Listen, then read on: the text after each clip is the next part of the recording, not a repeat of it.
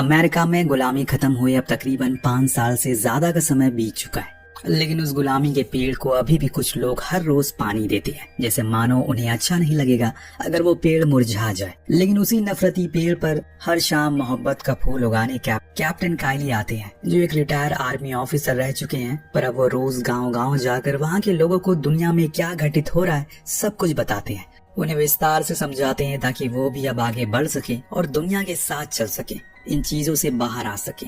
Captain का दिल बहुत ही साफ है, वो इंसान को सिर्फ इंसान की जात नहीं मानते, उनके लिए काला गोरा या फिर धर्म जैसी कोई चीज मायने नहीं रखती। लेकिन अभी कुछ ऐसी जगहें हैं अमेरिका में, खासकर टेक्सास, जहाँ के इलाकों में ये काम हो रहे हैं। लोगों को अभी भी उनके काले रंग से भाप कर उन्हें काम दिया जा रहा है। 1870 की सुबह जब खबर सुनाने के बाद कैप्टन अपने घोड़े को लेकर अपनी अगली मंजिल की तरफ बढ़ रहे हैं, तो जंगल में उन्हें एक बग्गी पलटी हुई दिखती है। उन्हें लगा कि शायद कोई हादसा हो गया है या फिर कोई जानवर आ गया होगा। लेकिन जब वो कुछ कदम आगे बढ़े तो उन्हें उनके सारे सवालों के जवाब मिल गए। वहाँ एक अफ्रीकन काले आदमी का शव पड़ा हुआ लटका था। ये काम यहीं के लोगों का होगा, जो नहीं चाहते कि उनके अलावा भी धरती पर कोई जीवित रहे या फिर उनकी बराबरी कोई कर सके। इसी बीच कैप्टन को कुछ हलचल महसूस हुई। वो और आगे गए तो देखा कि वहाँ एक छोटी बच्ची उससे डर कर भाग रही है। वो भी उसके पीछे भागे और बोला कि वो औरों की तरह नहीं है, वो रुक जाए, आगे खतरा है। पर वो नहीं रुकी और इसीलिए उन्होंने खुद उसे पकड़ा।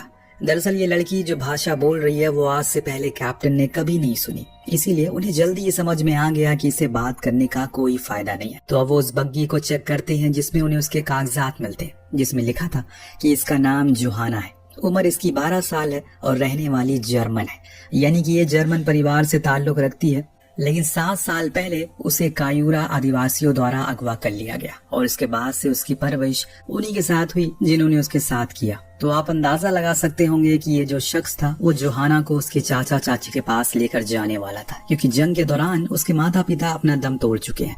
पर अब वो कहाँ जाए? इकलौता इंसान जो उसकी मदद कर रहा था वो भी अब नफरत की भेड़ चढ़ चुका है। कैप्टन और चीजें पढ़ ही रहे होते हैं कि तभी वहाँ यूनियन आर्मी के कुछ लोग आते हैं, जिन्होंने उससे पूछा कि क्या हुआ है।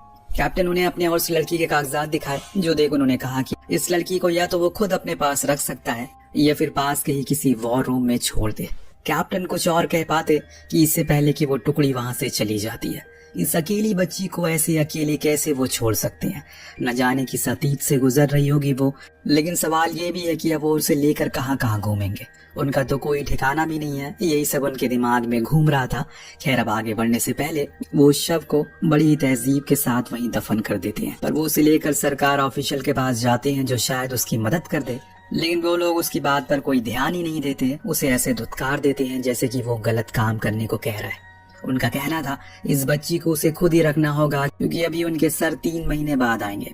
पर कैप्टन के लिए अपने साथ जोहाना को रखना सही नहीं होगा, इसीलिए वो अपने एक दोस्त के पास गया और उन्हें आग्रह किया कि अगर वो कुछ समय इसे अपने पास रख ले, जिसके लिए वो मान भी जाते हैं। अब जब कैप्टन शाम में काम से घर लौटते हैं तो उन्हें अपने दोस्त और उसकी पत्नी बाहर खड़ी मिलती है। उनका कहना था कि अभी कुछ देर पहले जोहाना बिना कुछ बताए कहीं भाग गई। अब ये सुनते ही कैप्टन सब कुछ छोड़कर उसे ढूंढने के लिए निकल पड़ते हैं। उन्हें डर था कि कहीं वो इस बारिश के पानी में डूब ना जाए, क्योंकि इस गांव से एक नदी गुजरती है जिसका उफान इस समय पर काफी तेज है। इसीलिए कैप्टन अपनी खोज को तेज करते हैं। तो वहीं जोहाना को, जो नदी पार करने की कोशिश में वही बीच में अटक चुकी है, तभी उसने देखा कि सामने वही कबीले के लोग खड़े हैं जिसके साथ उसने 6 साल बिताए। उन्हें देखते ही वो उनसे मदद मांगती है, जो चीज थोड़ी समझ से परे थे। अगर जोहाना के लिए उन्होंने बुरा किया तो फिर वो उनसे मदद क्यों मांग रही है? खैर, उन्होंने तो उसकी मदद नहीं की और वो चले गए, पर कैप्टन को वो दिख गई। वो उसे बाहर लेकर आया और घर में लाकर गर्म कपड़े दिए। इस बच्ची के प्रति इतना लगाव को देखकर कैप्टन के दोस्त ने उनसे पूछ ही लिया कि आखिर ये तुम्हारी क्या लगती है, उसके लिए तुम इतना क्यों कर रहे हो? पर वो उसका कोई जवाब नहीं देते। लेकिन बस मन ही मन उन्होंने ठान लिया है कि वो अपने से 400 मील दूर उसके घर तक उसे छोड़ कर आएंगे, चाहे कुछ भी हो जाए। शायद उन्होंने इंसानियत देखी, या फिर कुछ लोगों से अपना एक अनोखा रिश्ता होता है जिनके लिए आप फरिश्ते बनकर आते हैं। शायद कैप्टन जोहाना के लिए ही फरिश्ता था। अगले दिन कैप्टन का दोस्त उन्हें एक बग्गी भी देता है, क्योंकि वो इलाका काफी खतरनाक था, और एक बंदूक भी जिससे वो खुद उस बच्ची की रक्षा कर सके। अलविदा कहने के बाद वो उस बीहड़ इलाके से निकल गया, जहाँ दूर दूर तक कुछ भी नहीं दिख रहा। पर कैप्टन का नजरिया बहुत ही साफ है, इसीलिए उसने कहा कि हमें बीच बीच में रुककर काम भी करना होगा, ताकि कुछ पैसे हम कमा सके और उससे खाना ले सके। इसीलिए बीच में रुकते हैं और काम को करना शुरू करते हैं। एक रोज जब ये दोनों रात में उसी बीहड़ में रुके तो कैप्टन जोहाना से कहता है वो घबराए नहीं, वो अपनी जान लगा देगा उसे उसके घर वालों से मिलवाने के लिए। हालांकि उसकी ये बातें वो समझ तो नहीं पाती, पर उसके साथ इतने घंटे बिताने के बाद वो इतना तो जरूर भाग गई है कि वो उसके साथ सुरक्षित है। अब 3 दिन के सफर के बाद ये लोग डेलास पहुंचते हैं, जहाँ कैप्टन की एक दोस्त उन्हें खाने पर बुलाती है। अब यहाँ कैप्टन ये जानकर हैरानी होती है कि मिसेस गैनेट को जोहाना की भाषा समझ में आ रही थी, इसीलिए वो उनसे बात करती है, जिसमें हमें कुछ और बातें जानने को मिलती है। दरअसल जो लोग उसे 6 साल से पाल पोस रहे थे वो काफी भले लोग थे, लेकिन कुछ दिन पहले ब्रिटिशर्स ने उन सभी कबीले वालों को मार डाला, जिससे वो दोबारा से अनाथ हो गई। और ये सब चीजें कैप्टन के लिए बेहद ही जरूरी थी, क्योंकि अभी तक उनके दिमाग में कुछ और ही कहानी चल रही थी। अब बातों ही बातों में हमें मिसेस गैनेट से ये जानने को मिलता है कि जिस जगह पर वो जा रहे हैं उसी के रास्ते में कैप्टन की बीवी का भी घर पड़ता है, जिनसे वो 4 सालों से नहीं मिली। इसीलिए वो उसे आग्रह करती है कि इस बारी वो उनसे जरूर मिलने जाए, क्योंकि वो उनका एक परिवार है और उन्हें उनकी जरूरत है। अब जब वो खबरें सुनाकर बाहर आए तो एक शख्स उन्हें ढेर सारे पैसे ऑफर करता है जोहाना के बदले, जो सुन उन्हें काफी बुरा लगा। पर वो शख्स तो जिद पर अड़ गया और उन्हें बंदूक दिखाकर डराना शुरू कर दिया। पर वो तो अच्छा था कि उसी समय वहाँ पुलिस आ गई, जिसने हाथ में बंदूक देखकर उसे अरेस्ट कर लिया। पर उस शख्स ने कैप्टन को धमकाया, जिस समय वो वहाँ निकलेगा उसे छोड़ेगा नहीं। इसीलिए अब ये दोनों रात में ही वहाँ से निकल जाते हैं। अपने बात के मुताबिक वो शख्स जैसे ही जेल से रिहा होता है इनके पीछे लग जाता है।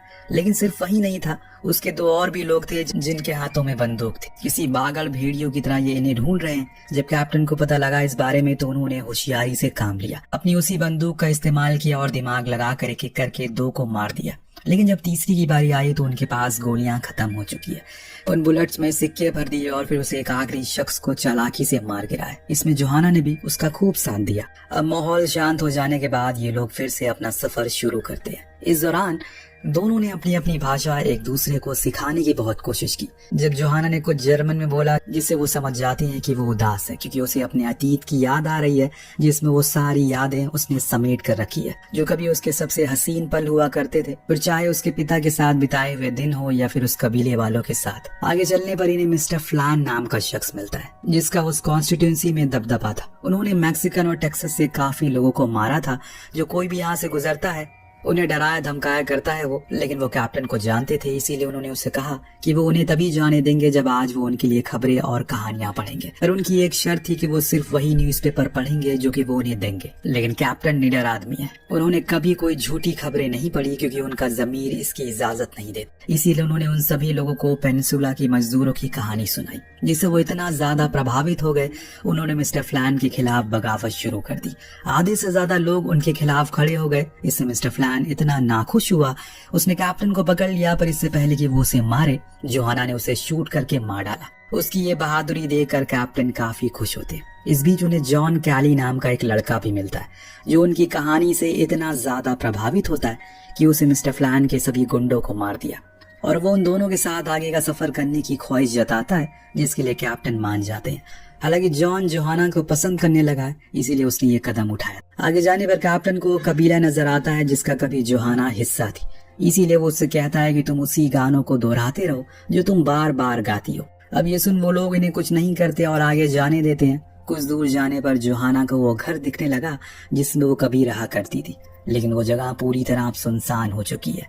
जोहाना का मन था कि वो कुछ देर वहीं रुके, पर वो मना कर देता है, क्योंकि यहाँ के आसपास खतरा है, इसीलिए उन्हें आगे बढ़ते रहना होगा। लेकिन ये क्या अचानक से उनकी बग्गी का एक्सीडेंट हो जाता है, जिसमें उनके दोनों टायर निकल जाते हैं। इस हादसे में घोड़ों को भी काफी चोट आती है, इसीलिए कैप्टन उन्हें मजबूरी में शूट करके मुक्त कर देते हैं। अब ये लोग जिस जगह पर खड़े हैं वो पूरी बंजर है, आसपास खड़े पहाड़ हैं, इसलिए जोहाना को ज्यादा प्यास लग रही है, और ऐसे ही करते करते इनके पास पीने का पानी धीरे धीरे खत्म होता जा रहा है। ऊपर से इनकी खड़ी चढ़ाई से जोहाना के पैर में छाले आ चुके हैं, इसीलिए अब खुद कैप्टन उसे उठाकर पहाड़ पार करते हैं। वो गोद में उसे उठाए आगे बढ़ रहे हैं कि तभी उन्हें लगा कि सामने से घोड़ों का झुंड आ रहा है और इसीलिए धूल उठ रही है। वो फौरन उसी में चले गए, शायद किसी और की मदद मिल जाए, पर वो गलत थे, क्योंकि वो घोड़ों के झुंड से नहीं बल्कि तूफान से उठी हुई धूल थी, जिसमें जोहाना भी अब कहीं खो चुकी है।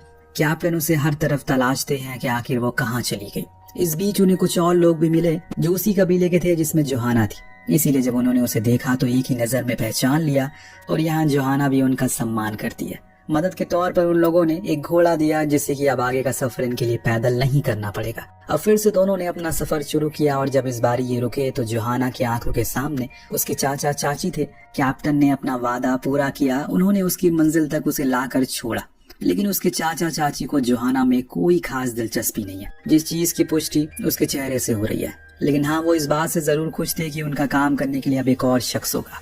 इधर घर में कैप्टन जोहाना की ओर देखती हैं क्योंकि अब अलविदा कहने का समय आ चुका है, लेकिन जोहाना उनकी ओर नजरें मिला तक नहीं रही है। कैप्टन की आंखों में आंसू थे। ये पल जो उन्होंने उसके साथ बिताए वो अनमोल थे। भले ही दोनों ने एक दूसरे को उनकी भाषा के तौर पर कभी नहीं समझा, लेकिन प्यार काफी था दोनों में।